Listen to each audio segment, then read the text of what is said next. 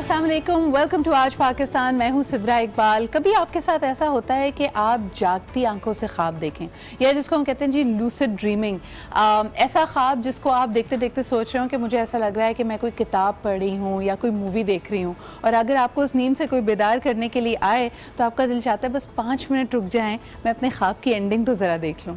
अब ये ख्वाब कितना खूबसूरत है या हॉरिबल है ये तो आपको पता होगा, लेकिन ये कहते चलें आपको कि ख्वाब इंशाअल्लाह ताला यकीनन पूरे भी होते हैं, बस उसके लिए मेहनत भी करनी पड़ती है। दूसरी तरफ सड़कों पे रवा दवा है ट्रैफिक जी, भरपूर तरीके से हमने हफ्ते का आगाज़ किया हुआ, अब तो मिड वीक में पहुंच चुके हैं हम, लेकिन कल का दिन काफ़ी मुश्किल रहा उन बच्चों के लिए जिनका अभी स्कूल का पहला या दूसरा दिन था। I think they are still trying to adjust. पूरी रात जो रत जगह होता था, मूवीज़ देखते थे, अब ज़रा नींद के पैटर्न्स बदले हुए हैं और उसमें दोबारा से आपने अपने आप को थोड़ा सा डिसिप्लिन करना है। लेकिन जी स्कूल वैन्स टाइम पे पहुंच रही हैं, स्कूल के लिए जो ट्रैफिक है वो रवा दवा है, और गाड़ियों का जो हाल है इस वक्त शहर में उसका तो आप ना ही पूछें। अगर हम वेकेशंस के लिए कभी बाहर जाते हैं तो हम अक्सर सोचते हैं कि क्या वजह है हमारे मुल्क में इतनी गाड़ियाँ नज़र आती हैं, जो तहजीब याफ्ता जो सो कॉल्ड डेवलप्ड सिविलाइज्ड माशरे कहे जाते हैं, वहाँ इतना रश नहीं होता, या रश होता है तो उसके peak hours off peak hours होते हैं। अगर आप जानते हो अंदरून शहर में या जो मेन सिटी सेंटर्स हैं, ज़्यादातर इंटरनेशनल बड़े शहरों में वहाँ पे कंजेशन चार्जेस होते हैं, वहाँ पे गाड़ियों की भी एक रिटायरमेंट की एज होती है कि अगर आपकी गाड़ी 10 साल 20 साल पुरानी हो गई है तो वो सड़क पे नहीं चल सकती, वो माहौलियात के लिए, आपके लिए, लोगों के लिए परेशानी का बायस होती है। और इसी तरह लोग अपनी ट्रैफिक को कंट्रोल करते हैं, और ऑफ कोर्स इस बात से भी कतई नज़र नहीं हो सकते कि ऐसे बड़े शहरों में आपको मास ट्रांसपोर्ट का, मास ट्रांजिट का एक अच्छा बड़ा ही सिविलाइज निज़ाम भी नज़र आएगा, जो कि अनफॉर्चुनेटली हमारे शहरों में हमें मिसिंग नज़र आता है। लेकिन इसके बावजूद भी क्या वजह बनी कि गाड़ियों पे शदीद टैक्सेस को बढ़ाया गया है, और आम तौर पे फाइलर और नॉन फाइलर का फ़र्क तो हमें समझ आता था कि जी गाड़ियों पे अगर आप अपने आप का टैक्स फाइलर मानते हैं तो जो मरात आपको मिलनी चाहिए उसमें ये भी शामिल है कि अगर आप कोई नया एसेट बनाते हैं जिसमें आपके मकानात शामिल हैं, जिसमें आपकी गाड़ियाँ शामिल हैं, तो ऑफकोर्स आपको कोई ना कोई इंसेंटिव गवर्नमेंट दे ताकि ये आपका इंसेंटिव हो टैक्स अदा करने का। ऑन दी अदर हैंड इस वक्त जो रद्दोबदल की गई है इस टैक्स स्कीम में, उसमें हम देख सकते हैं कि गाड़ियों पे ना सिर्फ टैक्स लगाया गया है बल्कि पर सीट टैक्स लगाया गया है। यानी मिसाल के तौर पे अगर आपके पास एक पहले जैसे कहा जाता था कि 850 सीसी गाड़ी है और पहले फाइलर के लिए 7,500 इस पे टैक्स होता था और नॉन फाइलर के लिए 10,000 होता था, यहाँ तक हम इसको समझ चुके थे। लेकिन अब इसको बढ़ाकर फी सीट 7,000 और 10,000 कर दिया गया। यानी अगर गाड़ी में 4 लोगों की बैठने की गुंजाइश है और 4 सीटें हैं तो अब इस 7,000 को आप 4 से ज़रब दे लीजिए, and that goes for every kind of car. इसके अलावा जी आगे बढ़ते हैं तो मज़ीद यहाँ पे हमारे लिए जो खौफनाक ख्वाब है, जो हॉरर स्टोरी है, वो ख़त्म नहीं होती। यही नहीं, 5 साल से कम अरसे में गाड़ी की मिल्कियत अगर आप ट्रांसफ़र करना चाहते हैं तो 4 सीटों वाली गाड़ी पे क्या है 850 सीसी कार के मालिकान अगर फाइलर हैं तो उन्हें 20,000 और नॉन फाइलर को 60,000 तक जमा कराने होंगे। यानी अगर आप ये समझते हैं कि ब्रांड न्यू गाड़ी बहुत महंगी पड़ रही है, और एक हमारे पास एक फ्लरिशिंग कारोबार था सेकंड हैंड कार्स का, जिसमें आप विद इन 5 ईयर्स अपनी गाड़ी को बेच के, ये वो तमाम चीज़ें हैं जिसको एज अ डी मोटिवेशन रखा गया है कि आप जल्दी जो हमारे यहाँ एक कारोबार होता था कि एक गाड़ी ली, 1 साल के बाद उसको बदल दिया और मार्केट में उसकी वैल्यू कम हुई, अगली गाड़ी की और बढ़ गई। ये तमाम वो रोकथाम वाली पॉलिसीज़ हैं जो अपनाई जा रही हैं, लेकिन क्या इसका वो असर लगेगा? इससे तो ऐसा लगता है कि मईशत की जो ख़रीदो फ़रोख्त है वो और स्लो डाउन हो जाएगी, and is that what we are aiming for right now. हमारे साथ मौजूद है जी मुज़म्मिल अस्लम साहब, इकोनॉमिस्ट हैं, उनसे जानते हैं कि क्या चीज़ हमें वो समरात देंगी जो इनका वादा है। अस्सलाम वालेकुम मुज़म्मिल साहब। वालेकुम अस्सलाम। सर, ये जो टैक्सेशन की ख़ास तौर पे गाड़ियों के हवाले से स्कीम आई है, इस पे आप क्या समझते हैं? ये एक लग्जरी आइटम है, ऑफ कोर्स ज़र मुबादला लगता है गाड़ियों को इंपोर्ट करने का, उसको डिस्करेज किया जा रहा है, या आप इसको कैसे देखते हैं? अच्छा, पहली चीज़ तो मैं थोड़ा सा करेक्ट कर दूं कि ये जो पर सीट वाला क्लियर कर दिया था कि उनसे टाइपो एरर हो गया था, वो आम गाड़ी के लिए नहीं है, वो कमर्शियल गाड़ियाँ जो बसेस और टैक्सीज इस टाइप की चीजें उसके लिए था।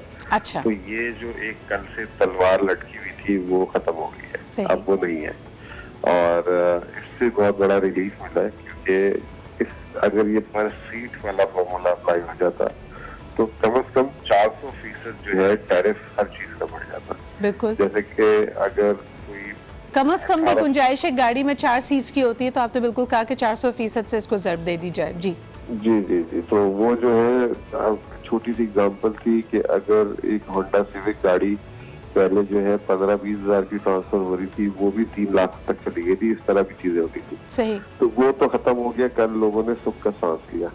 फिर दूसरी चीज जो एक और उससे ज्यादा तलवार लटक गई थी, वो ये थी कि एक तो आप जब गाड़ी खरीदते हैं तो उसकी रजिस्ट्रेशन कराते हैं, या उसके बाद जो है आप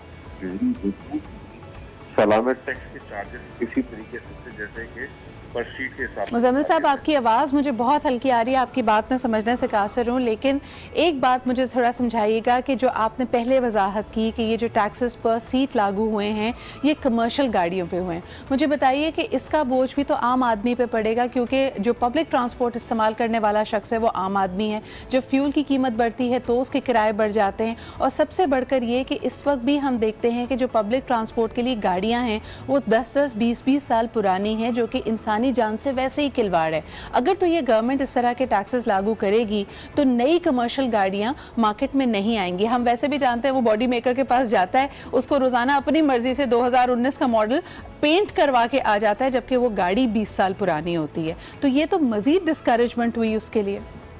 जी जी बिल्कुल हुई, और गवर्नमेंट क्योंकि नाकाम हो गई बराह रास्त टैक्सेस लेने से, तो वो उन्होंने ये चीज की है कि ये टैक्सेस जो है इस तरीके से ले लें। जी। लेकिन मैं जो बात कर रहा था कि नामुकम्मल रह गई थी, कल एक जो सबसे ज्यादा पैनिक ये था कि ना सिर्फ रजिस्ट्रेशन बल्कि अगर आप पूरे 12 महीने गाड़ी रखेंगे तो रजिस्ट्रेशन के बराबर आपको सालाना टैक्स भी देना पड़ेगा।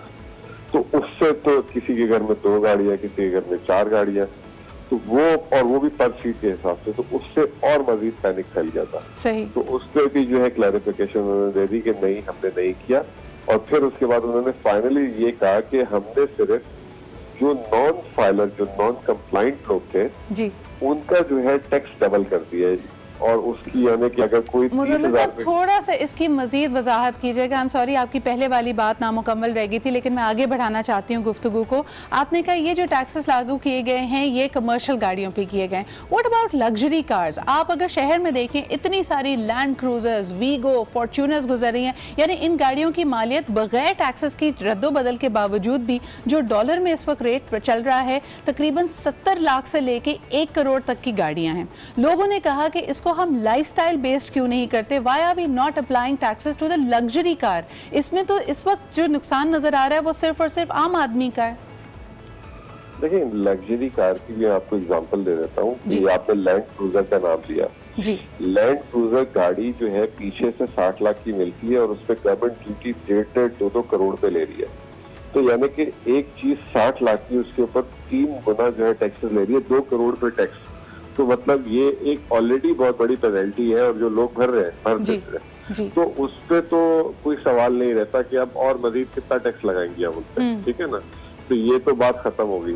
असल में आम आदमी की जो बात आप कर रही है, मैं यही बात करना चाह रहा था कि आम आदमी नॉन फाइलर है जी। अब अगर कोई गलती से आदमी जो है आप उसका स्टैंडर्ड ऑफ लिविंग बढ़ जाता है या उसको कहीं से पैसा आ जाता है, आप उसे कह रहे हैं कि मैं अगर आप टैक्स फाइल करोगे तो 30,000 पे, और अगर आप टैक्स फाइलर नहीं हो तो मैं 75,000 पे आपसे लूंगा। अच्छा, नॉन फाइलर में एक आदमी बूढ़ा रिटायर भी हो सकता है। सही, ये बहुत बड़ी अजम्पशन है मुज़म्मिल साहब। आप मुझे बताइए कि इस वक्त अगर कोई शख्स 50,000 60,000 रुपए की तनख्वाह हासिल कर रहा है, उनमें से भी कई लोग हैं जिनके पास बाइक या गाड़ी तो मौजूद होगी, या चलें एक आम आदमी अगर लाख रुपए तक की भी तनख्वाह हासिल कर रहा है, जो कि हमने कहा है कि इस वक्त 50,000 अगर उसकी मिनिमल वेज है तो वो तो टैक्स के जुमरे में आ गया। हम कैसे कह रहे हैं कि अवाम या आम आदमी तो टैक्स दे ही नहीं रहा? ठीक है, एक बड़ा नंबर उनका भी होगा, लेकिन जो प्रोफेशनल क्लास है, जो वर्किंग क्लास है, जिनका at source he tax cut जाता है, वो तो टैक्स फाइलर हैं ऑलरेडी। वो हमारा जो कानून कहता है कि आपका एट सोर्स अगर टैक्स कट रहा है, लेकिन अगर आपने सालाना रिटर्न जमा नहीं कराई तो आप टैक्स फाइलर थे, ठीक है। लेकिन ये ज्यादती है ना ये भी, क्योंकि एक आम आदमी तब पढ़ा लिखा नहीं है, उसके पास टाइम नहीं है।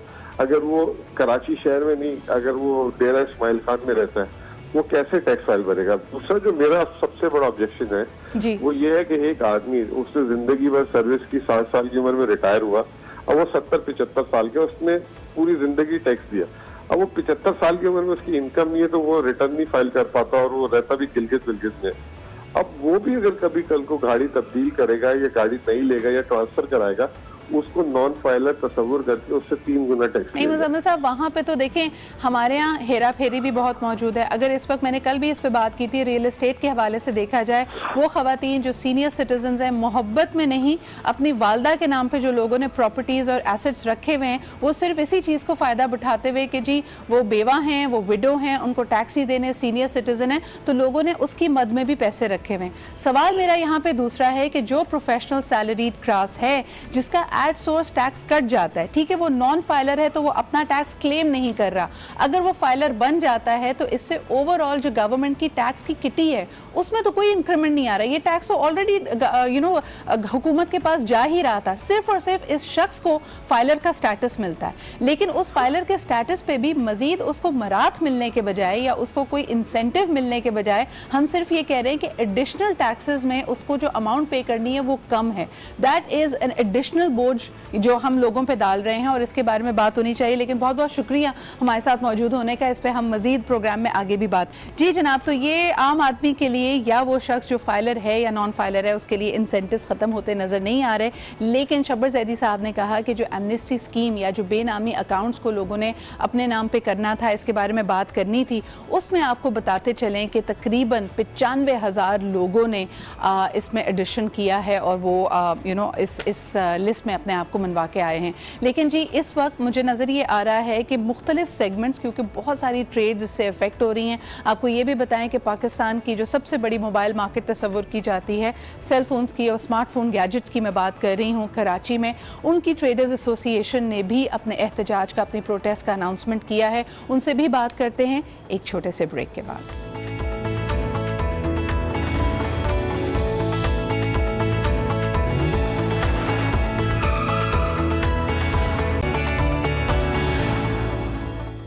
Welcome back. हमें बेसिक इकोनॉमिक्स में सिखाया जाता है कि जब एक मुल्क में मिडिल क्लास फ्लरिश करती है तो हम यकीनन देखते हैं कि वहाँ पे जो वाइट अप्लायंसेस हैं, जो उनके घरों में इस्तेमाल होने वाले इलेक्ट्रॉनिक्स हैं, उनकी डिमांड बढ़ जाती है। यानी एक शख्स जिसके पास शायद पहले क़ुव्वत ख़रीद नहीं थी तो उसके घर में फ्रिज नहीं था, AC नहीं था, ब्लेंडर, जूसर नहीं था, लेकिन जैसे जैसे आपके हालात बेहतर होते हैं तो आप इन चीज़ों पर पहले जाते हैं। These are necessities of life at this point.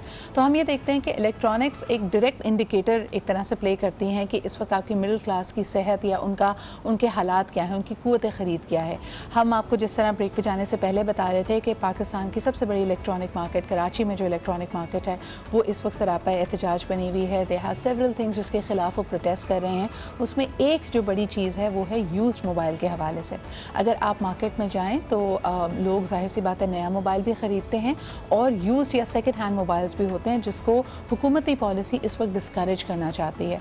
और उनका बहुत सारा माल, यानी ये इंपोर्ट नहीं होता था, सब बैगेज में आता था, ये इस वक्त पाकिस्तान कस्टम्स में रुका पड़ा है। और पाकिस्तान के जो इलेक्ट्रॉनिक मार्केट है और ख़ास तौर पे जो पाकिस्तान इलेक्ट्रॉनिक एसोसिएशन है, इनके प्रेसिडेंट जनाब मोहम्मद रिजवान साहब हमारे पास मौजूद हैं और उनका भी ये मानना है कि ये जो उनका, यानी ज़ाहिर सी बात है, एक स्टॉक या इनका अपना कैपिटल, जो इनका बिज़नेस को रन करने वाला कैपिटल होता है, वो वहाँ पर फ्रीज़ हुआ हुआ है। तो अब नेक्स्ट स्टेप क्या होना चाहिए, इसके लिए लोग प्रोटेस्ट कर रहे हैं। रिजवान साहब बहुत बहुत शुक्रिया यहाँ पर मौजूद होने का।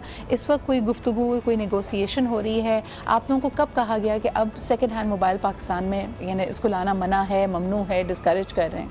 पहले तो यूज मोबाइल आता ही नहीं था जी। एक डेडलाइन थी PTE ने कि 15 जनवरी 2019 से जो है मोबाइल बंद कर देंगे, अब उसको एक्टिव करा लें। उन्होंने कोई पॉलिसी नहीं दी, इम्पोर्ट पॉलिसी को देते, कोई मोबाइल की वैल्यूएशन लगाते यूज। ये जितने भी मोबाइल बंद हुए उसके बाद जो आए, जो गलत तरीके से आए या जिस तरह से आए, तो गवर्नमेंट को कोई रेवेन्यू नहीं मिला। गवर्नमेंट को अगर पॉलिसी अगर दे देती तो ये करोड़ों अरबों रुपए जो है गवर्नमेंट की खजाने में जाते हैं। अब जो लोगों का माल आ गया है, लोग जो है वो क्या करेंगे? लोगों की जमा पूंजी यहाँ मौजूद है। अब हम इनसे गुजारिश यही करते हैं कि जो जैसे सब लोगों को एमनेस्टी दे रहे हैं, हमको भी एमनेस्टी दें। लेकिन रिजवान साहब, अगर हुकूमत का मकसद ये नहीं है सिर्फ और सिर्फ कि उससे रेवेन्यू वो कमाएं या उसको टैक्स करें, उनका कहना है कि ये सेकंड हैंड मोबाइल्स मार्केट में फ्लोट ही नहीं करें। देखिए, एक वक्त वो था मुशर्रफ साहब का, जब उन्होंने बड़े बुलंद बांग तरीके से कहा था कि जी 30 लाख स्मार्टफोन्स हैं तो कनेक्टिविटी देखिए। लेकिन अब हम 15 साल के बाद ये देखते हैं कि उसका डायरेक्ट कोई असर हमें अपनी इकॉनमी पर उस तरह नज़र नहीं आया स्मार्टफोन्स का। तो हुकूमत चाहती है कि ज़र मुबादला यानी एटलीस्ट इसको लग्जरी गुड तस्वुर करती है। आप नहीं समझते कि इनको बंद हो जाना चाहिए, आप सिर्फ और सिर्फ ब्रांड न्यू मोबाइल ही बेचें? लग्जरी गुड नहीं, ब्रांड न्यू के जो प्राइस बहुत हाई हैं। हमारे यहाँ पाकिस्तान में 80% लोग यूज मोबाइल इस्तेमाल करते हैं और ये ब्रांडेड मोबाइल हैं, ये कोई नॉन ब्रांडेड नहीं है, ये इंटरनेशनल कंपनी है और बाकायदा GSM से रजिस्टर्ड है और इनकी जो क्वालिटी है वो बहुत बेहतर है। हमारे यहाँ जो लोकल मैन्युफैक्चर बनते हैं उससे ज़्यादा बेहतर है। इसमें क्या एथिक्स प्रैक्टिस होती हैं रिजवान साहब? जिस तरह के हम सब जानते हैं कि ये जो डिवाइस हमारे हाथ में होती है ये हमें लोगों से कनेक्ट तो करती है, लेकिन इसमें से रेडिएशंस निकलती हैं। जिस तरह अभी हम गाड़ी की बात कर रहे थे, गाड़ी जितनी पुरानी होती जाए उसमें से इमिशंस हैं, वो माहौलियात के लिए, लोगों के लिए नुकसानदेह हैं। हम इस वक्त जो पाकिस्तान में यूज्ड मोबाइल देखते हैं वो कितने साल पुराना होता है, उसकी क्या लाइफ ऑलरेडी इस्तेमाल हो चुकी होती है, किस कंडीशन में वो पहुँचते हैं?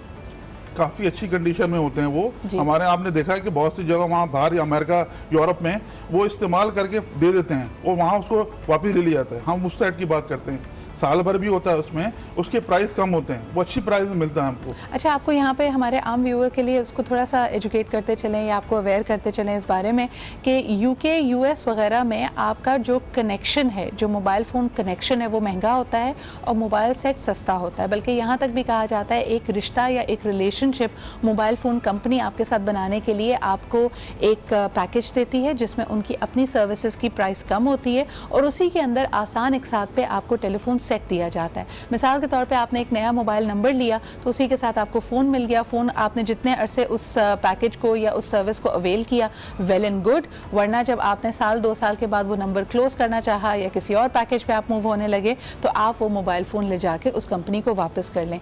ये वो फ़ोन्स हैं जिसका रिजवान साहब यहाँ पर जिक्र कर रहे हैं कि फिर वो मोबाइल कंपनीज़ इसको एवेलुएट करके फ़िल्टर करके दूसरे ममालिक बेच देती हैं। लेकिन रिजवान साहब मुझे ये बताइएगा, एथिक्स के हवाले से थोड़ी बात करना चाहूँगी क्योंकि मेरी बैकग्राउंड स्टडी रही है यूज्ड लैपटॉप्स एंड कंप्यूटर्स के हवाले से। दूसरे ममालिक हमारी मोहब्बत में अपना पुराना फ़ोन हमें नहीं देते।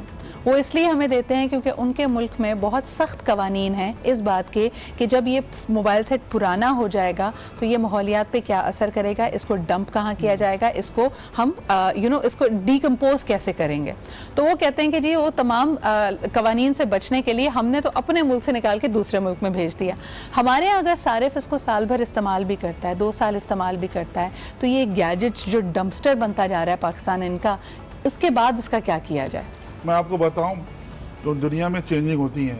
हमारे यहाँ ऐसी कोई लेबॉर्ट्री नहीं है जो उसको टेस्ट कर जाए। हम तो यही कहते हैं ना, आप एक लेबॉर्ट्री यहाँ बना दें, उसको टेस्ट करें आप और उसको क्लियर करें हम, जो माहौलियात के लिए भी सही हो और आवाम के लिए भी सही हो। नहीं, हम तो थर्ड वर्ल्ड कंट्री, हमने खरीद लिया, हमारे बाद कौन खरीदेगा? हम इनको कहाँ भेजें? मछलियों के पास नहीं, चेंज होती रहती है। तो मैं आपको बताऊँ ना, हमारे यहाँ लोग ज्यादातर जो इस्तेमाल 1 साल 1.5 साल इस्तेमाल करते हैं जी, उसके बाद चेंज करते हैं। नहीं, तो वो जब चेंज करते हैं तो वो पुराना मोबाइल कहाँ फेंकते हैं? मेरा सवाल तो ये है। मैं आपको बताऊं, एक दरमियाना आदमी लेता है, हाँ, उसके बाद फिर नीचे गरीब आदमी लेता है। ये तो सर्कल चलता है, ये तो कारोबार चलता है, ये सिलसिला हर किसी के पास जाता है सेट वो, हाँ, और वो जो है कम से कम रेट में होता है और सस्ता उनको मिलता है। वो ऐसी बात नहीं, इंटरनेशनल ब्रांड की बात करता हूँ मैं लोकल ब्रांड की बात नहीं करता हूँ। लेकिन उसकी भी तो कोई लाइफ होगी ना रिजवान साहब। चले, उसने वहाँ पे पहले वो 3 साल जब ब्रांड न्यू था वो अपने मुल्क में इस्तेमाल हुआ, हमारे पास आया, एक मुतवसत सबके के इंसान ने उसको इस्तेमाल किया, साल भर इस्तेमाल किया, फिर नीचे गया, फिर नीचे गया, कभी तो वो खराब होके एक सिर्फ डब्बा बन जाएगा, फिर उस डब्बे का क्या करेंगे? ये सवाल है मेरा। मैं तो कहता हूँ कि आप सब चीज़ हमारे यहाँ जो है, हमारे मुल्क जो है तरक्की याफ्ता मुल्क नहीं, तरक्की पजीर ममालिक है। हमारे यहाँ जो तनख्वाह है उसकी 17,000 रुपये तनख्वाह है। गरीब आदमी जो है कोशिश करता है अच्छी चीज़, सस्ती चीज़ मिल जाए उसको।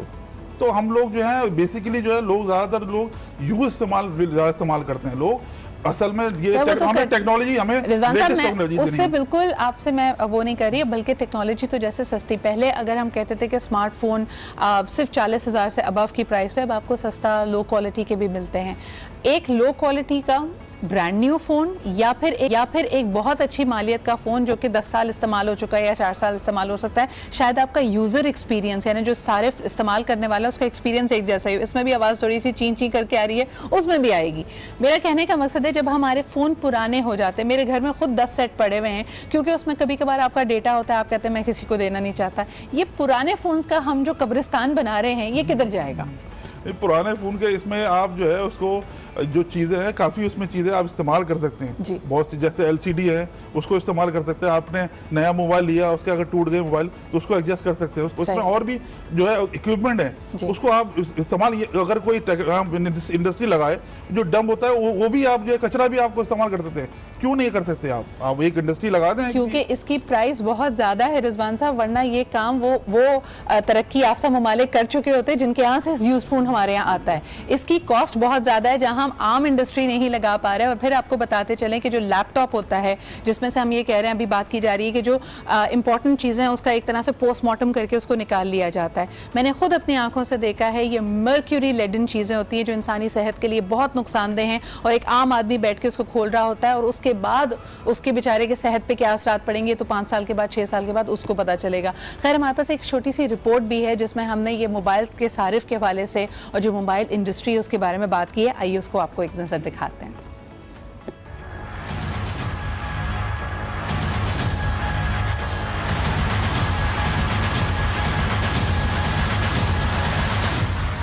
जून में महंगाई जोबन पर, हर चीज के दाम बढ़ गए। इदारा शुमारियात के मुताबिक गैस 85% महंगी हुई, CNG 32% और सोने की कीमत में 26% इजाफा हुआ।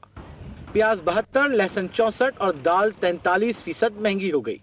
तो सस्ते हो जाएंगे हर चीज़ पर, अभी तो हर चीज़ पे टैक्स लग रहा है। अमीर लोगों को तो कुछ परवाह नहीं है, हम गरीब लोग बहुत बेदार हो रहे हैं। तो एक ये डॉलर को कंट्रोल कर ले तो मेरे ख्याल में पूरी महंगाई कंट्रोल हो जाएगी। सब्जियां ही नहीं, गोश्त और घी के भी दाम बेलगाम हो गए। आप आगे मजीद महंगाई का कुछ आसार नज़र आ रहे हैं कि इंसान बहुत मुश्किल है कंट्रोल पे आए। कोई सी भी चीज़ ले लो, A से लेके Z तक ऐसी चीज़ें हैं जो वो प्राइस कंट्रोल है ही नहीं हमारा, और जो भी इदारे हैं प्राइस कंट्रोल बिल्कुल ही नहीं। तालीमी अखराजात, ट्रांसपोर्ट और अद्वियात की कीमतें भी आसमान से बातें करने लगी। हमारी क्वालिटी जी जनाब, ये महंगाई का हाल है और दालों की और अशिया खुर्दनोश की कीमत जब बढ़ती है यकीनन उस वक्त बहुत तकलीफ़ होती है। और इस वक्त जो हम तमाम ही एस्पेक्ट्स ऑफ लाइफ में इसको फ़ील कर रहे हैं, इसका पेन फ़ील कर रहे हैं। लेकिन हमने जो 2-3 चीज़ें यहाँ पे उठाई, इस पर मेरे ख्याल में बहस की जा सकती है, इस पर बात की जा सकती है कि ये हमारी लग्जरी है या ये हमारी ज़रूरत है। ख़ास तौर पर जैसे हम मोबाइल फ़ोन की बात करें, गाड़ी की बात करें, ये तमाम चीज़ें इस हिसाब से इंट्रोड्यूस की जाती हैं एक माशरे में कि जी इनका एक असर पड़ेगा, जो मईशत का पहिया है वो इससे तेज़ी से घूमेगा, लेकिन हम इसको नॉन प्रोडक्टिव चीज़ों में ज़्यादा इस्तेमाल करते हैं। एथिक्स की यहाँ पे बात की जा रही है। अब आपकी डिमांड रिजवान साहब क्या है, गवर्नमेंट से आप क्या उम्मीद करते हैं? उम्मीद ये करते हैं कि हमसे जो जायज़ टैक्स है वो हमसे लें। जो सामान आ गया है पाकिस्तान में, जो मोबाइल यूज़ आ गए, उसकी एमनेस्टी दें, और जो उसका जायज़ ड्यूटी है वो हम देने को तैयार हैं ताकि उनको नुकसान ना हो। और एक पॉलिसी बना दें, इम्पोर्ट पॉलिसी जो बना दें, जिसमें जो है जो लोग जो है उसमें यूज़ मोबाइल के लिए अलग कैप्टर हो, और जो है उसकी ड्यूटी जो है वो जायज़ हो, वो हम देने को। PTA जो है टैग और टाइप अप्रूवल जो है वो शर्त ख़त्म करे। जो GSM A से लिंक है मोबाइल उसको आने दिया जाए, वो इंटरनेशनल ब्रांड के हैं, और वो GSM A से जो लिंक होते हैं वो IMEI नंबर जेन्युइन होते हैं। हम उसके लिए बात करते हैं। वो गवर्नमेंट PTA ने इस वक्त जो आपसे मना किया है उसके अंदर मेन वजह ये बताई गई कि ये GSM A रजिस्टर्ड फ़ोन होने चाहिए। जो अनरजिस्टर्ड फ़ोन्स हैं उस पर क्योंकि तखरीबकारी दूसरे नेटवर्क्स का होना पॉसिबिलिटी है, तो इसलिए वो कर रहे हैं। बिल्कुल हमसे खिलाफ है, हम उसके खिलाफ है। हम तो जो जेन्युइन IMEI जो ट्रेसेबल मोबाइल है हम उसकी बात करते हैं, उसको क्लियर किया जाए। आखिरी मेरा आपसे एक सवाल होगा कि हमारे पास एक सिचुएशन आई थी, PTA के पास भी ये पहुंचा कि लोगों ने हैक करके पाकिस्तानियों का पासपोर्ट डेटा यूज़ किया है और जो बाहर से आने वाले फ़ोन्स हैं उनको गलत लोगों के नाम से एसोसिएट करके जोड़ा है। आपके पास बकौल मोबाइल एसोसिएशन क्या कोई मैकेनिज़्म मौजूद है कि जो माल आप लोगों से ले रहे हैं, जो मिडल मैन है उससे ले रहे हैं, वो जेन्युइनली रजिस्टर्ड फ़ोन्स हैं? मैं आपको बताऊं, ये गवर्नमेंट की नाअहली थी। अच्छा, अगर गवर्नमेंट मैं आपको बता रहा हूँ, मैं बता 15 जनवरी उन्होंने टाइम दिया था कि वो ब्लॉक हो जाएंगे, उसको एक्टिव कर लें। आप उस असना में पॉलिसी दे देते ना, आप एक पॉलिसी दे देते गवर्नमेंट, और इसमें लोग इंपोर्ट कर लेते, इस तरफ नहीं जाते, दूसरी तरफ नहीं जाते, गवर्नमेंट को रेवेन्यू मिलता। रिजवान साहब, वो तो एक लकूना हमने आइडेंटिफाई किया, उस पर PTA ने भी बेचारे वो आगे बढ़ के उन्होंने कहा कि ऐसे जो मामलात होंगे उनको हम हल करेंगे।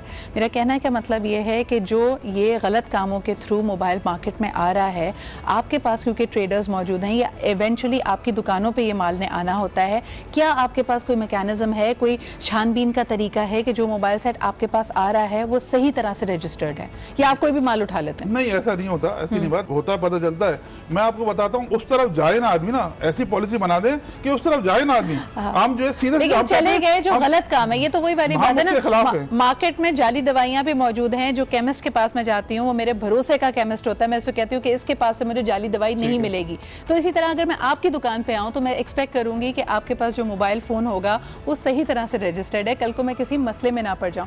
क्या आपके पास कोई मैकेनिज्म मौजूद है जिससे आप इसको टेस्ट करके फिर माल को अपने पास रखते हैं? मैं तो ये कहता हूँ जो उन्होंने एक पासपोर्ट का सिलसिला बनाया वो होना नहीं चाहिए। आप सीधे जो है इंपोर्ट करें ना, गवर्नमेंट इंपोर्ट पॉलिसी दे सीधे से, ये जरूरत ही नहीं है आपको करने की। तो रिजवान साहब का मशवरा या एसोसिएशन का मशवरा ये है कि ये पासपोर्ट की रजिस्ट्रेशन पे जाएं ही ना। ये आपने खुद एक दरवाज़ा खोला है, लेकिन फिर वही बात कि जो बेचारा ओवरसीज़ पाकिस्तानी है या जो हमारे यहाँ विजिटर्स आ रहे हैं वो क्या जितने देर पाकिस्तान में रहें उनको नया मोबाइल ख़रीदना चाहिए, ये एक और बहस होगी।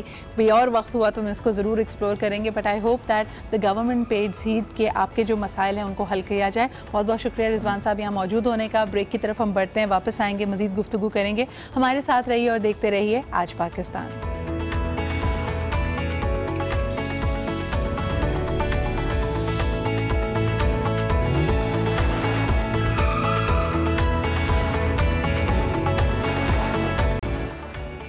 Welcome back. आप देख रहे हैं आज पाकिस्तान। ज़रा गर्मा गर्म बहस हो गई, लेकिन देखें जी हमारी ज़िंदगी में हर वो चीज़ जो इजाफ़ी है, चाहे हमारी वो ग़िज़ा हो, हमारे रिश्ते हों या फिर ये मोबाइल फ़ोन ही क्यों ना हो, इसका कहीं ना कहीं असर पड़ता है। हर जो चीज़ हम अपनी ज़िंदगी में ऐड ऑन करते हैं वो अपने आप एक कल्चर लेके आता है।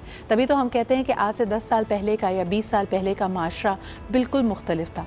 हम समझे कि हमारे घर में सिर्फ एक लैपटॉप या इंटरनेट कनेक्शन आया है, लेकिन इसने किस तरह हमारे फैमिली टाइम को, हमारे पर्सनल टाइम को, हमारी सोच को, हमारी ज़िंदगी के रवैयों को तब्दील किया है, ये हमारे सामने है। लेकिन जी आगे बढ़ते हैं प्रोग्राम में और नज़र डालते हैं आज की टॉप स्टोरीज पे। जी जनाब, कई ऐसे लोग हमने उनका विरसा है हमारे पास जिन्होंने यकीनन अपनी ज़िंदगियां वक्फ़ की अपने टैलेंट, अपने ख़ास क्राफ्ट के लिए, और उसी में हम देखते हैं कि आलिम लोहार साहब का भी नाम आता है। उनके बेटे आरिफ लोहार ने उनकी ये जो चिमटे की रिवायत और जुगनी थी उसको ज़िंदा रखा। लेकिन ज़रा आगे बढ़ते जी, मिकी आर्थर का ये जो आपने देखा साउंड बाइट, इसी हवाले से लोग बार बार उनका थोड़ा सा मजाक भी उड़ाते हैं और कहते हैं जो मीम्स चल रही हैं उसमें कहा जाता है कि पाकिस्तानी टीम के मौजज़े देख देख कर मिकी आर्थर ने मुसलमान हो जाना है, और आज उनकी ज़ुबान से हमने इंशाल्लाह भी सुन लिया। आगे बढ़ते हैं जी, इसके अलावा ज़रा आज के मैच पर नज़र डालते हैं। पाकिस्तान के लिए अपना खेले जाने वाला मैच बड़ा अहम होना चाहिए, लेकिन हमने ये देखा है कि हमारे सामने दूसरों के मैचेस भी उतने ही इंपॉर्टेंट है। पहले तो इंडिया ने हमें धोखा दे दिया। हम अपने बारे में क्या कहें जी, अगर पाकिस्तान की परफॉर्मेंस बुरी होती है तो हम तो फ़ौरन एक सच्चाई का अलम लेके बाहर निकल जाते हैं और हम कहते हैं जी हम तो डिज़र्व ही नहीं करते। ये टीम की परफॉर्मेंस इतनी ज़्यादा अप एंड डाउन चलती है, बायपोलर होती है कि जो तनकीद करने वाले वो कहते हैं कि क्या आप वाकई टॉप 4 में होना डिज़र्व भी करते हैं। But on the other hand India की टीम को तो हम सब मानते हैं कि जी बड़ी स्ट्रॉन्ग टीम है, उनकी फील्डिंग भी अच्छी है, बैटिंग भी अच्छी है, बॉलिंग भी अच्छी है, लेकिन इसके बावजूद जिस किस्म की अफसोसनाक परफॉर्मेंस उन्होंने इंग्लैंड के ख़िलाफ़ दी कि 1992 के बाद ये पहला मैच है जो इंडिया इंग्लैंड से हारा है, तो उस पर भी सवाल उठ रहे हैं। लोगों ने कहा कि एक तो 330 से बनाने दिया, फिर उसके अलावा कोई एक्टिंग ही कर लेता है इंसान के हमारी कोई इंटर 330 के स्कोर को चेस करने की। लोगों ने कहा ये इसमें भी शायद कोई साजिश है और पाकिस्तान को सेमीफाइनल में आने नहीं दिया जा रहा है। नंबर 1 जी, हमें उम्मीदें अपने ही टीम से लगानी चाहिए। हमें इस पॉइंट पे होना ही नहीं चाहिए था कि हम दूसरों की तरफ देख रहे हो, कह रहे हैं कि फलाना शख्स अगर टीम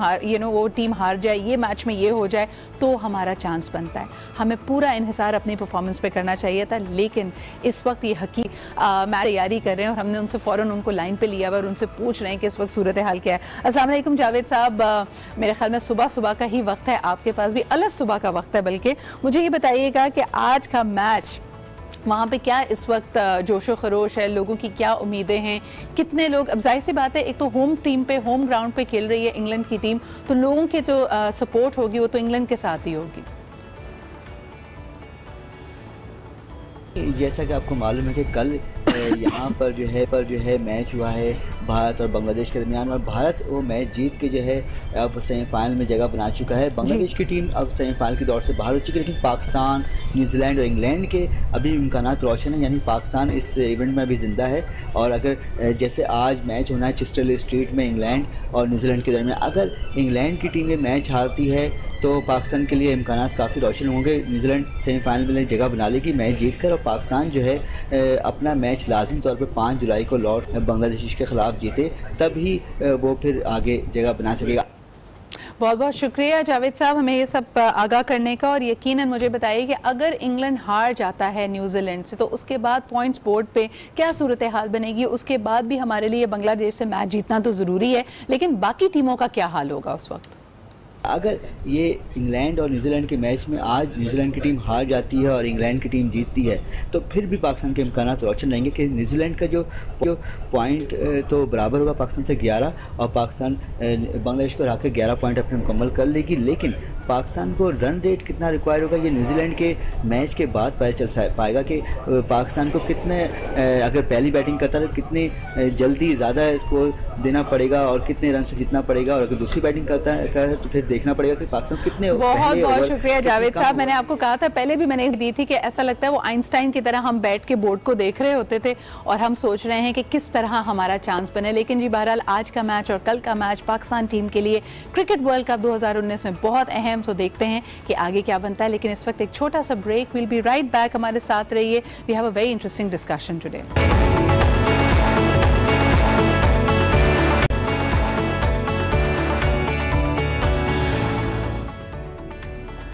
जी जनाब, अखबार पर नज़र डालना बड़ी ज़रूरी होती है। आई डोंट नो कि अगर आप लोगों को आदत है सिर्फ और सिर्फ ब्रेकिंग न्यूज़ और हेडलाइंस की, लेकिन लिखा हुआ जो होता है ना उसमें मेरे ख्याल में वेरीफाइड इन्फॉर्मेशन आपको मिलती है। तो सबसे पहले जी शब्बर साहब की ये बात कि 95,000 लोगों ने अवेल किया है एमनेस्टी स्कीम को। 3 रोज़ इसमें मज़ीद इजाफा किया गया था और कहा यह जा रहा था कि जितने लोगों ने अपने बेनामी असासे डिक्लेयर करने हैं वो स्कीम का फ़ायदा उठाएँ, इसके बाद इसमें मज़ीद तोसी नहीं होगी। और अगर हम हफीज़ शेख साहब को देखते हैं और शब्बर जैदी साहब को देखते हैं तो एक इनका पावर प्ले, एक अच्छी टीम बन के ये सामने आए हैं। लेकिन इस वक्त लोगों को ये एहसास ज़रूर हो रहा है कि it's going to be a tough run in the days that have to come forward. क्या समझते हैं कि किन लोगों ने इसका फ़ायदा उठाया है? क्या वहाँ पे कोई कॉन्शियस भी आया है? यानी एक हम कहते हैं ना ज़मीर की आवाज़। इस वक्त जब आम आदमी आटे, दाल, घी, चावल जैसे खुर्दोनोश की जो अशिया हैं उनकी कीमतों से निपटता हुआ नज़र आ रहा है, तो जिनके पास बेनामी असासे मौजूद हैं, अब ये कोई भी तरीका हो सकता है ये सही तरीके से कमाई हुई दौलत हो लेकिन इस पर टैक्स ना दिया जाना हो, देयरफॉर ये बेनामी है या ये काला धन है, जिस तरह भी आप इसको डिफ़ाइन करना चाहें, क्या उन लोगों में ये शऊर उजागर हुआ है कि अगर वो इस तरह की प्रैक्टिसेस ना करते माजी में तो आज हमारे मुल्क और हमारी मईशत की हालात बहुत मुख्तलिफ होते। हमारे साथ हसान खाबर मौजूद है। हसान से पूछना चाहेंगे कि किन लोगों ने फ़ायदा उठाया है, और शब्बर जैदी साहब ने जो इशारा किया है कि 95,000 लोगों ने एमनेस्टी स्कीम में दोबारा आके अपने बेनामी असासे किए। हम कह रहे थे जी चेंज ऑफ हार्ट्स, 10 साल की हमने एक जमहूरियत की रवायत को पाकिस्तान में रिवाइव किया है और इस जमहूरियत के दौर में चीज़ें बेहतरी की तरफ गई हैं। तो कौन लोग हैं ये 95,000 लोग? ये सरमायाकार हैं, ब्यूरोक्रेट्स हैं, कौन हैं जिन्होंने पहले अपने असासे जो थे वो बेनामी रखे हुए थे? अस्सलाम वालेकुम Hasan, thank you very much for joining me. सबसे पहले बताइएगा किसने और कब कितने लोगों ने इस पर फ़ायदा उठाया इस एमनेस्टी स्कीम का? अगर आप देखें तो आखिरी कुछ दिनों में लोगों ने स्कीम से फ़ायदा उठाया है जी। और FPR के हुकाम का कहना है कि तकरीबन 34-35 अरब रुपया इस मद में इकट्ठा हुआ है। 3 दिन इजाफी मुद्दत से को बहुत ज़्यादा फ़र्क नहीं पड़ेगा। और जो पिछली एमनेस्टी स्कीम थी इससे पिछली वाली, उसमें तकरीबन 100 अरब से ऊपर हुकूमत ने इकट्ठा किया था। लेकिन मैं समझता हूँ कि ये 30-35 अरब भी इस वक्त गनीमत जानना चाहिए, क्योंकि बहुत सारे लोग पिछली स्कीम से फ़ायदा उठा चुके थे और ये माहौल भी थोड़ा सा पॉलिटिकल अनसर्टेनिटी का था। मैं ये नहीं समझता कि हुकूमत का ऑब्जेक्टिव इससे पूरी तरह पे अचीव हुआ है, लेकिन ये है कि चलिए 30-35 अरब इनको मिल गए, तो इसी में इसी को। बहुत शुक्रिया हसान फॉर दैट कमेंट। लेकिन इंटरेस्टिंग बात ये नज़र आती है कि हमने कोई इसके लिए ऑब्जेक्टिव भी नहीं बनाया था। अक्सर जब एमनेस्टी स्कीम्स पाकिस्तान में इंट्रोड्यूस की जाती हैं तो हम एक खाम ख्याली होती है, एटलीस्ट हमारे पास कोई तो तखमीना होना चाहिए कि लोगों के पास कितने बेनामी असासे हैं और इसमें हम कितनी उम्मीद लगा सकते हैं कि 5% या 10% एमनेस्टी स्कीम की मद में अगर हुकूमत पाकिस्तान को डिक्लेयर किया जा रहा है या दिया जा रहा है तो हमने कोई कोई गोल ऑब्जेक्टिव रखा हो, लेकिन क्योंकि वो हमारे पास नहीं होता तो जो भी मिलता है, जिस तरह के हसन ने कहा, उसको गनीमत जानना चाहिए और इस वक्त तो थोड़ी बहुत रिलीफ इस पैसे से हमें मिल जाएगी। लेकिन जी आगे बढ़ते हैं। जिस तरह मैं बात कही थी कि हफीज़ शेख साहब की और शब्बर जैदी साहब की ऐसा लगता है एक अच्छा पावर प्ले बन गया है, इस तरह का कॉम्बिनेशन लग रहा है जैसे देवरानी जेठानी मिल के घर की जो है ना भागदौड़ संभाले हुए हैं, और यही हमारा आज का टॉपिक भी है। हम इस पर ज़रा बात करेंगे, एक छोटा सा ब्रेक लेते हैं, वापस आते हैं। हुकूमती और पॉलिटिक्स से निकल के अब ज़रा घर की पॉलिटिक्स का रुख करते हैं। इसमें हुकूमत कैसी होती है और जमहूरी अमल यहाँ पे आया है या नहीं, इस पर बात करेंगे एक छोटे से ब्रेक के बाद।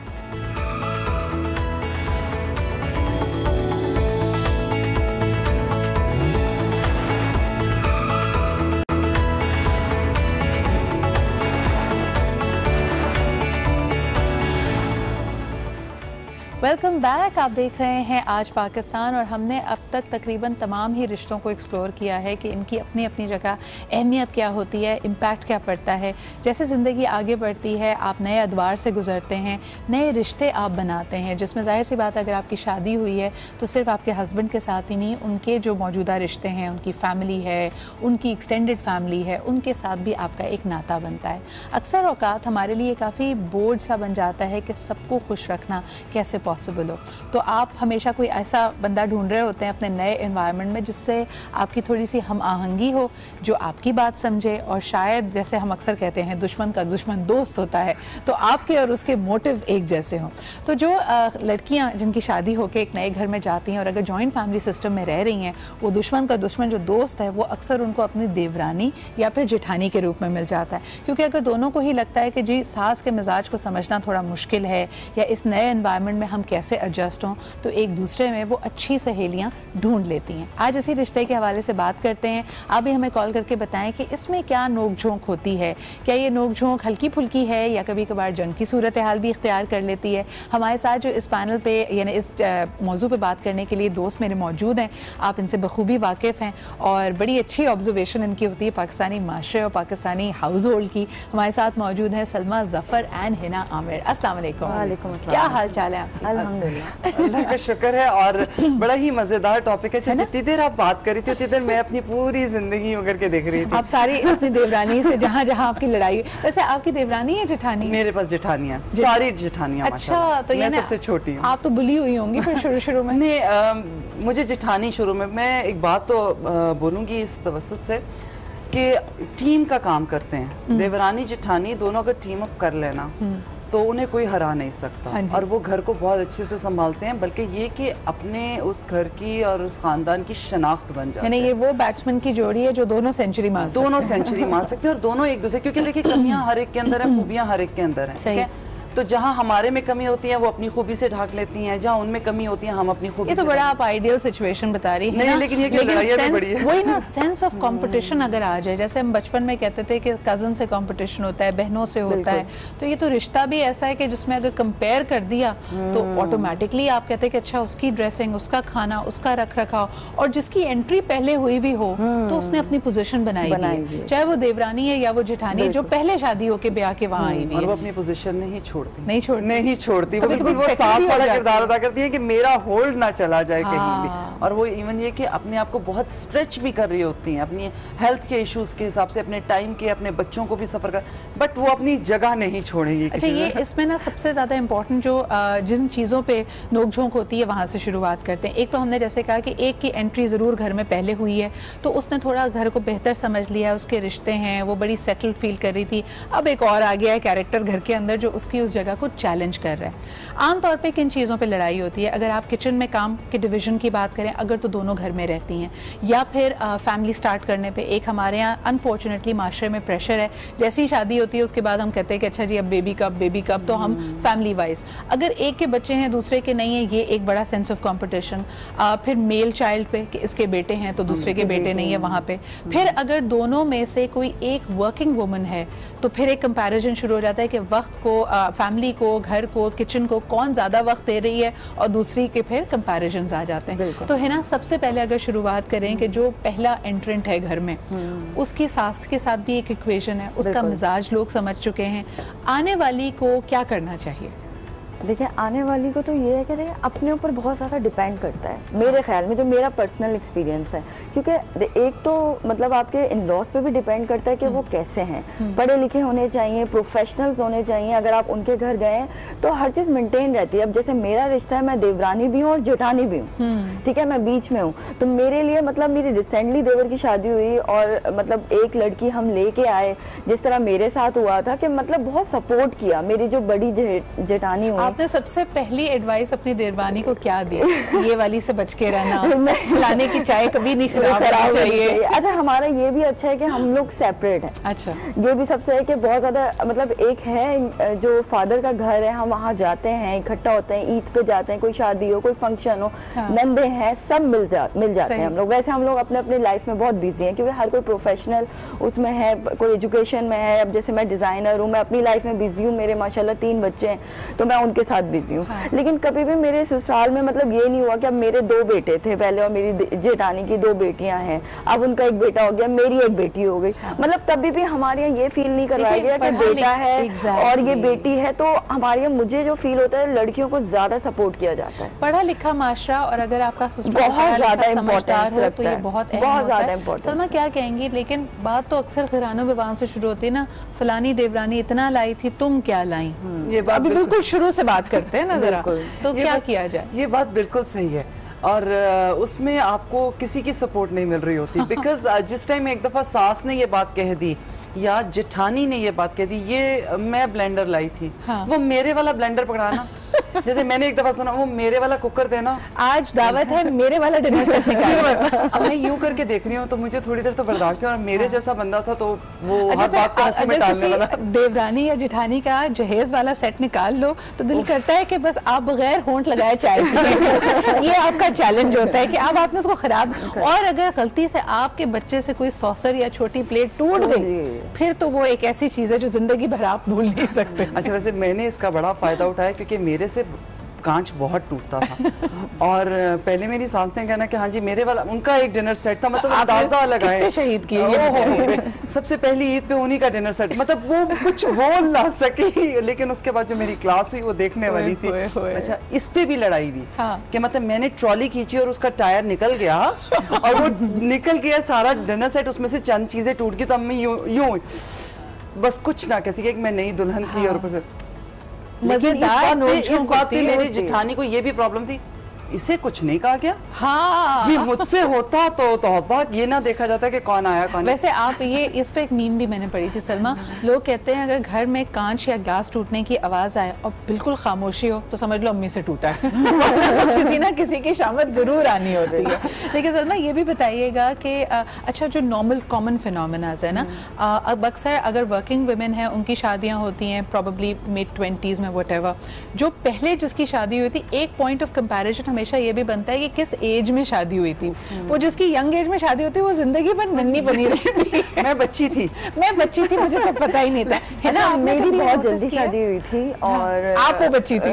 मैं वो बच्ची नहीं थी, मैं बड़ी मतलब मैंने शुरू से बहुत सारी चीजें देख के चली, मतलब मैं बहुत जल्दी बिजनेस लाइफ में भी आ गई और मैरिड, और मैं मतलब बहुत जल्दी मेरा पहला बेटा बहुत जल्दी हुआ आफ्टर 1 मंथ, मतलब मैं प्रेग्नेंट हो गई थी। मिलती है बिकॉज अगर आप यंग एज में और जो आपका पहला बेबी हो ना, फिर लोग ही संभाल लेते हैं, अच्छा तो भी बहुत छोटी है, इसको क्या पता, लोगों को क्या पता। जहाँ पर ये बात हो रही है, हम देरानी जेठानी की बात कर रहे हैं, अच्छी बात है, वहाँ मैं एक बात कहूँगी, बहुत लकी हैं वो लड़कियाँ और वो बहुत ज़्यादा सलीका शौहर हैं जो कि अपने जॉइंट फैमिली के अंदर रहती हैं और उनको किसी भी बड़े की सरपरस्ती। मेरे 3 बच्चे हैं माशाल्लाह, जिसमें से एक मुझे पता है मैंने कैसे पाला, एक की मुझे प्रेगनेंसी भी याद है और पालने का भी याद है, लेकिन 2 का मुझे याद भी नहीं है। हाँ। और आज भी मैं भी आते हुए सुबह आपके इस टॉपिक पे सोच रही थी तो मुझे अपने बेटे पे हंसी आ गई कि आज वो माशाल्लाह 22 साल का है, मुझसे कभी गले नहीं मिलेगा। हाँ। लेकिन जहाँ मेरी जेठानी आ जाएंगी वो दूसरी बात नहीं, वो भागता हुआ जाता है। इसमें एक पॉइंट ज़रा इम्पोर्टेंट है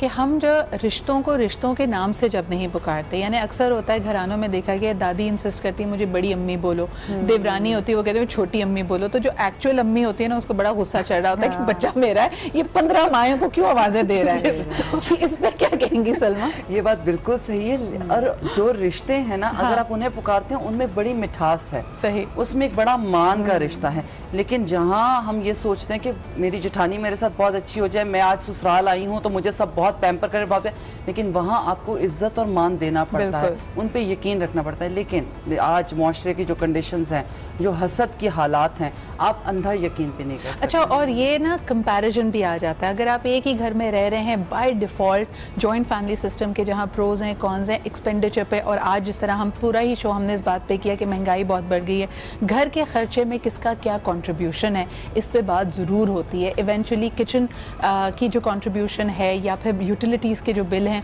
वो कौन सा शख्स दे रहा है, वो बड़े भाई की तनख्वाह में से जा रहा है या छोटे भाई की तनख्वाह में से जा रहा है, या फिर लेटर ऑन किसने अपने बच्चे को कौन से स्कूल में भेजा। अब एक भाई की अगर तनख्वाह ज़्यादा है और वो अपने बच्चों के लिए बेहतर स्कूल अफोर्ड कर सकता है तो दूसरा कंपेयर, बिकॉज घर एक ही यूनिट है, सब लोग एक जैसे साथ रह रहे हैं, लेकिन हर एक की ख्वाहिश है बेहतर से बेहतर। फिर इसके अलावा जी वेकेशंस, वो भी एक पेन पॉइंट बनती है। अगर एक कपल चला गया हमने वहाँ इंग्लैंड दूसरे ने भी जाना है। एक कॉलर हमारे साथ है, पहले उनसे बात करते हैं। हेलो जी, अस्सलाम वालेकुम। वालेकुम अस्सलाम and good morning to all of you. Thank you so much, good morning to you as well. क्या कहेंगे हमारे सब्जेक्ट के बारे में? मैं एक तो ये कहूंगी, एक तो बहुत अच्छा शो करती हैं और आज का टॉपिक भी बहुत अच्छा है। मैं अपने बारे में बताना चाहूंगी कि मैं 7 साल तक इकलौती बहू रही, मैं जेठानी हूँ, और 7 साल के बाद मैं अपनी देवरानी लेकर आई। तो अल्हम्दुलिल्लाह बहुत अच्छा रिलेशन है, हम दोनों बहुत अच्छे फ्रेंड्स हैं। मतलब ऐसा नहीं है कि ये एक बहुत ही कोई वैसा रिश्ता है कि जी एक दूसरे से तकरार होती रही, जंग। आपका दिल बड़ा होना चाहिए, आपकी सोच अच्छी होनी चाहिए। अच्छा, मुझे बताएं, अगर कभी कोई बात आपकी देवरानी की आपको बुरी लगती है तो उनको कैसे बताती हैं? नहीं, अगर कोई बुरी लग जाए, इंसान है, कोई ऐसी बात समझाती हूँ कि ऐसे नहीं ऐसे हो।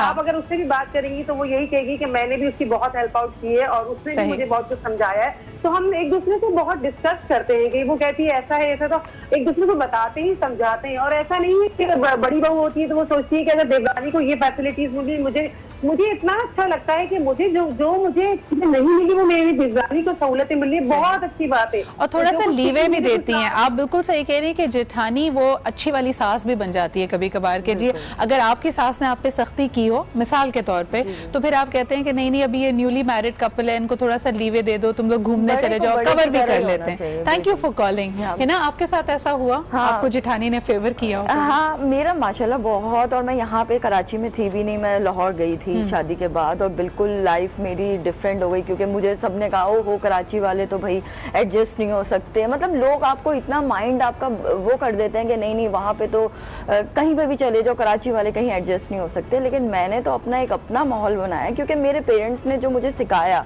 क्योंकि मुझे एडजस्ट होना था, मुझे अपनी लाइफ अच्छी गुजारनी थी, मुझे लड़के झगड़ के नहीं गुजारना था। अच्छा, जो ये डाउट्स लोग जहन में डालते हैं कि जी मिसाल के तौर पे जैसे हमारी कॉलर ने कहा कि एक जेठानी है जो 7 साल तक इकलौती बहू थी, अब आप अगर दूसरी बहू बन के जा रहे हैं तो लोग ऑलरेडी कह रहे हैं भाई उसका तो बड़ा होल्ड है, वो मिजाज की, और फिर शादी से ही नोट करना, वो देखो कैसे आगे आगे थी वलीमे पे, तो इसका मतलब है सारा होल्ड उसी का है। उससे ज्यादा की बात यह है कि खुदा ना खास्ता अगर जेठ और जेठानी के अंदर कोई अनबन है, कोई प्रॉब्लम है, और वो वहाँ आके सास के या जेठ नहीं कमाते हैं और घर वाले उन्हें सपोर्ट करते हैं, आप देखें तो सही। फिर उसके बाद अगर वो आपके बच्चों को प्यार कर रही है या आपको बहुत ख्याल रख रही है, ये तुम पर पढ़कर फूक रही हैं, ये तुमसे जलती हैं, कभी तुम्हारा अच्छा नहीं सोच सकती, बस मुंह से ऊपर से मीठी छुरी, मुंह से मीठी हैं, बस पीछे से तुम्हारे स्कोर प्रॉब्लम की बात कर लें कि अक्सर हमारे यहाँ ये बात कही जाती है कि अगर खुदा ना खासा किसी के यहाँ औलाद नहीं है, इनफर्टिलिटी का कोई भी मसला चल रहा है, तो यानी अगर देवरानी का या जेठानी का बच्चा है, अक्सर बड़ी तकलीफदे तरीके से उससे बच्चा छीन लिया जाता है, हाथ नहीं लगाने देते। कहती हूँ ये जिसके घर बच्चा पैदा हुआ है, ये उसके लिए भी तकलीफदे बात है, और जिसके पास नहीं है उसके लिए बहुत ज्यादा तकलीफदेह बात है। आप उसको अपना बच्चा, ऑब्वियस है वो आप बड़ी है या वो छोटी है, जिस भी अंदाज में एक औरत है, ठीक है, और उसकी भी ख्वाहिश है। अच्छा, लेकिन ये है कि उसको आपके मियाँ से उसने पाला है, या एक रिलेशन है, या अपने शौहर के हिसाब से इस बच्चे से जो रिश्ता बनता है वो एक अलग प्यार है, आपका साथ रहने का अलग प्यार है। लेकिन जब आप उसकी गोद में बच्चा डालते हैं और कोई बड़ा आके कहता है इससे उठा लो, या इवन ये कहा जाता है इसके हाथ से दूध मत पिलाओ, मतलब उस वक्त आपको समझ में ना, आप आगे जा, क्योंकि माँ होने की हैसियत से अब आप डर जाते हैं। सही, ठीक है। और बीइंग अ ह्यूमन बीइंग आप कहते हैं यार ये क्या है, और अगर आपकी दोस्ती भी है और एक अंडरस्टैंडिंग है। अच्छा, एक कॉलर हमारे साथ है, उसके बाद हम एक बड़ा अहम सवाल ये भी करेंगे कि अक्सर क्योंकि एक ही हाउस होल्ड में रह रहे होते हैं, एक तरह का प्रेशर तो आपने बताया, दूसरी तरह का प्रेशर भी आता है कि अगर जेठानी का कोई बच्चा नहीं है तो देवरानी से कहा जाता है अब अपना सेकंड बॉर्न या थर्ड बॉर्न इसको दे दो। जी बिल्कुल, वो भी अपने आप में एक बहुत मुश्किल डिसीजन होता है। देखी है तो अगर यही बात बड़ी नॉर्मली बड़े लेकर चले ना, तो क्योंकि मेरी फैमिली में ये दोनों चीजें होकर गुजरी हैं और मैंने देखा, मैंने अपना पहला बच्चा गोद में, मैं कहती आप रख लें, क्योंकि तो उस वक्त इतनी अकल भी नहीं थी, सच्ची बात है, बट लेकिन वो मैंने सफ़र करते हुए देखा। एक मदर 9 मंथ्स की प्रेगनेंसी गुजारती है और उसके बाद उसे पता है कि ये बेबी स्टिल बॉर्न है, और मतलब वो चीज़ मैंने देखी अपने 7 मंथ के अंदर, और सारों को ये फिक्र थी कि ये परेशान ना हो जाए। और जब वो बेटी मेरी हुई तो मैंने कहा भाभी उठाएं ले जाइए, आपकी है। हाँ। और उन्होंने इंतहा का प्यार किया, लेकिन आपको मैंने कहा ना मान करना पड़ता है। और लेकिन वहीं पे हमारे यहाँ जो मुआशरे में हालात होते हैं, आपको याद होगा पंजाब का एक वाक़या कि जेठानी के घर बच्चा नहीं था, देवरानी के घर पहला बेटा और था। दूसरा ये भी कि क्यूट भाई इस बच्चे को ज़्यादा प्यार मिल रहा है। तो अब हसद और कंपटीशन के एलिमेंट पे भी बात करेंगे। कॉलर हमारे साथ हैं। हेलो जी, अस्सलाम वालेकुम। अस्सलाम वालेकुम सजरा, मैं इफ्रा बात कर रही हूँ जी। आप लोगों का शो बहुत अच्छा जा रहा है। एक्चुअली मुझे इसी टॉपिक से रिलेटेड एक सिचुएशन मैंने एक्चुअली आपसे पूछनी थी। जी बिल्कुल। कि आजकल देवरानी जेठानी अगर दोस्त बनना भी चाहे ना, तो सास जो होती है ना वो नहीं चाहती कि आपस में इन दोनों की बने। मैंने मतलब मेरे साथ कुछ ऐसा नहीं हुआ, लेकिन सिचुएशंस कुछ इस तरह की मैंने 2-3 देखी है। ऐसा वो अंग्रेज वाला फॉर्मूला ना, डिवाइड एंड रूल, अगर ये दोस्त हो गई तो फिर मसला हो जाएगा। तो इसको मतलब मैं इन्हीं जो आप आई हुई हैं, तो मैं काइंडली इनसे पूछना चाह रही हूँ कि इसका क्या सोल्यूशन है, फिर क्या करें, मतलब इनकी नफ्सियात से खेला जाए, क्या करें, मतलब सास का तो समझ में नहीं आता मुझे। बहुत बहुत शुक्रिया कॉल करने का। अच्छा, आपकी बात इनके सामने रखने से पहले तो कहूँगी मेरी एक बहुत अच्छी दोस्त है और उनके अखवाले ज़री में से है कि देखिए याद रखें, सास ना किसी शख्स का नाम नहीं, शख्सियत नहीं है, सास एक कैफियत है। किसी में भी आ सकती है कभी। ये बात बड़ी खूबसूरत है, लेकिन ये है कि ये जो हमने एक सेंटेंस सोचा हुआ है ना, इस बात को दिल से निकालते हैं। मैं सब पेरेंट्स को भी कहती हूँ बच्चियों को ये बात मत सिखाया करें सास को माँ समझे। नहीं, ये मैं कोई उसमें नहीं कह रही, दोनों सूरतें हैं। एक तो हम हंसी मजाक में ले लेते सास को माँ, देखिए वो जो रिश्ता है उसको उसी पर, और सास कहे ये मेरी बेटी है, बहू नहीं, नॉट पॉसिबल। फितरत से अगेंस्ट की बात है। मुझे एक दफा मेरे ससुर ने कहा ना कि मैं बैठी हुई थी, मूड मेरा खराब, और कहते क्या हो गया, छोड़ो परा, तुम्हारी सास है, माँ समझो, ये माँ है तुम्हारी, उसे दिल से माँ समझो। मैं कहा वो शुक्र करे, मैं माँ नहीं समझती, माँ समझती तो हर वक्त लड़ती रहती है, अम्मी ये आपने नहीं दिया, वो आपने नहीं दिया। माँ के साथ आप अपने सारे जज्बात शेयर करते हैं, सास के साथ आपका एहतराम का रिश्ता। और जैसे इफ्रा ने बात की है, उसके लिए मैं बड़ा अच्छा एक सोल्यूशन आपको बताती हूँ।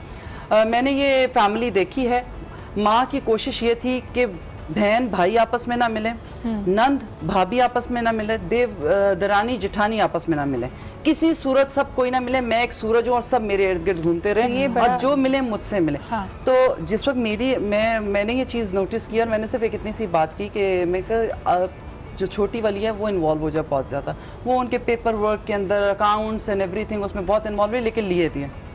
अब शुरू में तो जेठानी को बड़ा बुरा लगा, लेकिन देन शी रियलाइज कि ये मेरा ही सिपाही है जो वहाँ खेल रहा है। एब्सोल्युटली, इन अदर वर्ड्स आप अपने एरियाज डिवाइड कर सकते हैं। अगर आपको कोई ऐसी सिचुएशन लगे जहाँ आपका मुआवजा किया जा रहा है, तो आप उसको दिल पे ना लें। आप समझें कि ये एक शख्स का पर्सपेक्टिव है, आपकी सास का पर्सपेक्टिव है, लेकिन ज़रूरी नहीं है कि उनके ही नज़रिए से ज़िंदगी को और उस रिश्ते को देखा जाए। एक छोटा सा ब्रेक लेते हैं, ब्रेक के बाद वापस आएंगे तो बड़ा ही एक इम्पॉर्टेंट एंगल है कि अगर देवरानी और जेठानी में से एक शख्स खानदान से आया हुआ है, तो दूसरा जो बेचारा बाहर से आया होता है उसकी क्या फीलिंग्स होती है, वो कैसे एडजस्ट करे। एक छोटे से ब्रेक के बाद।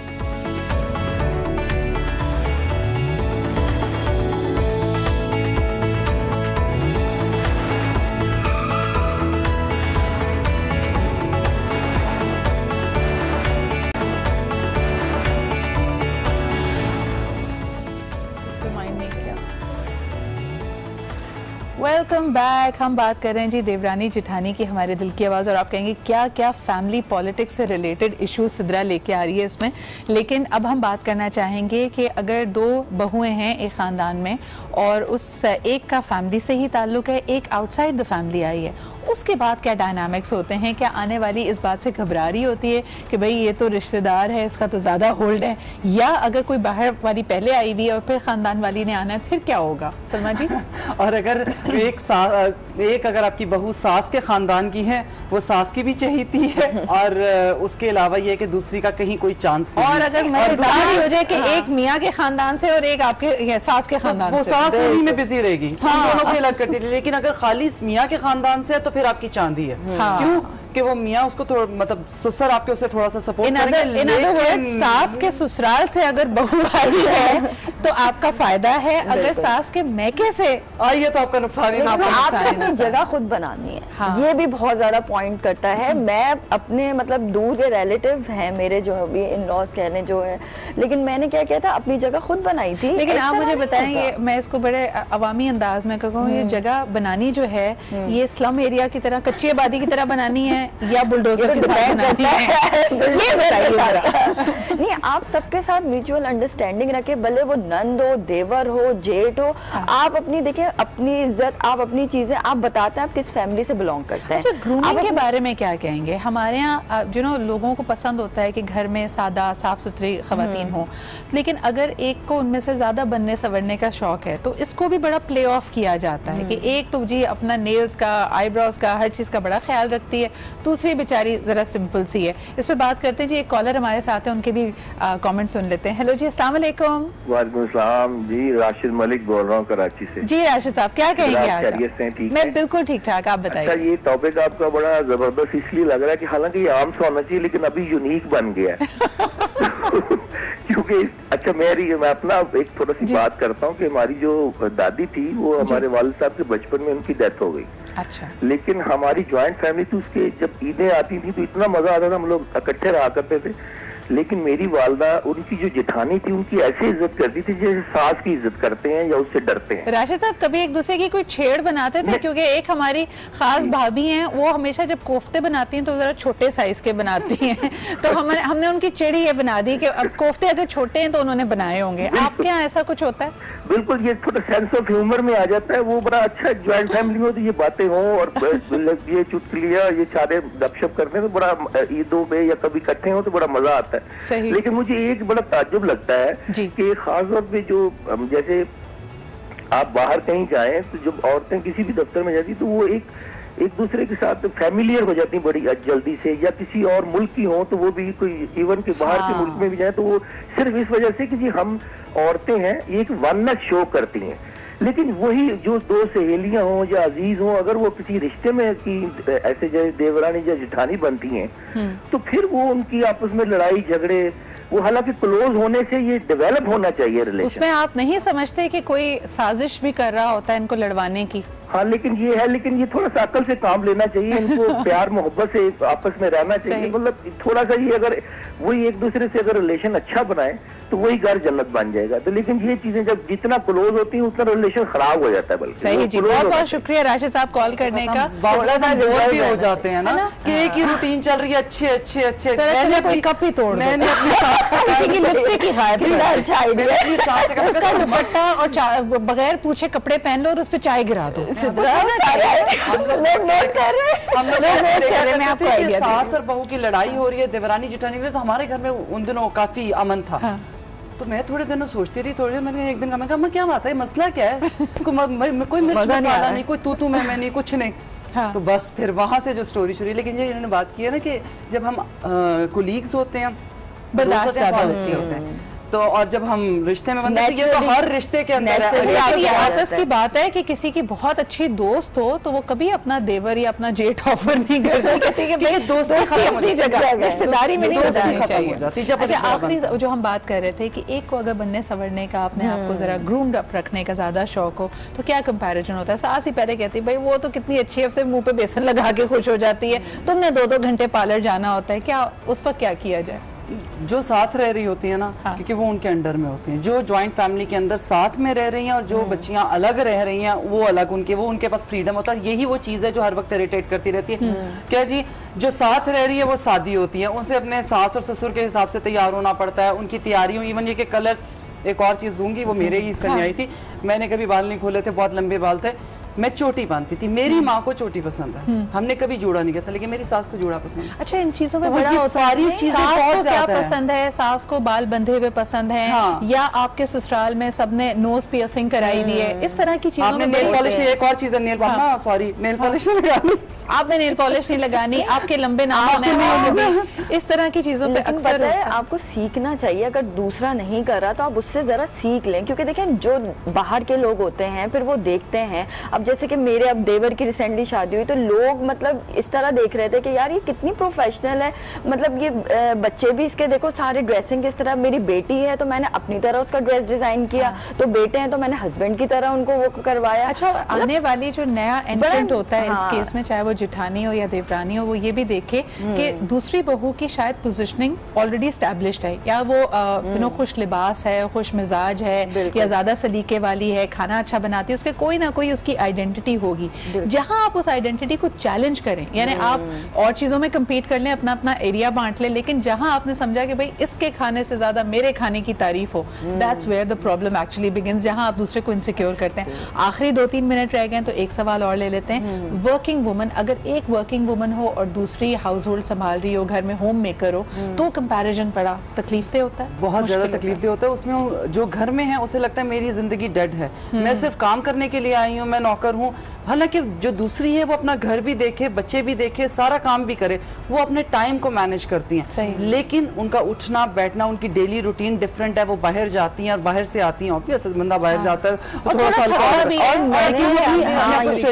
लेकिन दूसरे एंड पे वो ये नहीं देख रही कि मैं बहुत ज्यादा अपने आप को स्ट्रेच कर रही हूँ, मेरा नाम बहुत है, मेरे बगैर कोई खाना नहीं होता, मेरे बगैर कोई दावत नहीं है, लेकिन मैं बेचा रही हूँ। लेकिन वर्किंग वुमेन जो होती है, मुझे जो लगता है ये पर्सनली कि आप वो ज्यादा अच्छी तरीके से घर और बच्चा संभाल रही होती है, क्योंकि एक जो घर वाली खातून होती है ना, उसका माइंडसेट वही होता है घरेलू, कैसे दूर किया जाए, वो ऑनलाइन काम शुरू कर दे, मैं तो उसको बिजी कर दूं अगर मेरे साथ कोई हो। अगर वो दिन में काम कर रही है। बहुत शुक्रिया सलमा एंड हिना, हमने कुछ एस्पेक्ट्स को कवर किया और कुछ अच्छे अच्छे आइडियाज भी आपको दिए इवन आउट करने के लिए चीज़ों को, लेकिन हमें ज़रूर बताइएगा comments and feedback. You can follow me on Instagram, on Facebook, और मुझे ज़रूर बताइएगा कि आज का एपिसोड आपको कैसा लगा। कल आपसे फिर मुलाकात होगी, अपना ख्याल रखें, खुदा हाफिज़।